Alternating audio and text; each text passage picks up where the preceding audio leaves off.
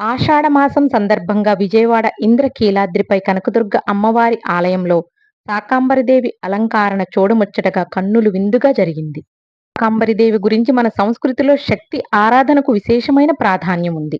అందులోనూ పరబ్రహ్మని స్త్రీగా, అమ్మగా కొలిచే ఏకైక సంస్కృతి మన హిందూ సంస్కృతి మాత్రమే. అటువంటి ఆ మహాశక్తిని ఆషాఢ మాసంలో శాకాంబరిదేవిగా అలంకరిస్తారు. శాకాంబరిదేవి గురించి శ్రీదేవి భాగవతంలో ప్రస్తావించబడింది. ఈ శాకాంబరిదేవి ఉత్సవం సందర్భంగా అమ్మవారిని వివిధ రకాల కూరగాయలు, ఆకుకూరలు మరియు పండ్లతో శోభాయమానంగా అలంకరిస్తారు.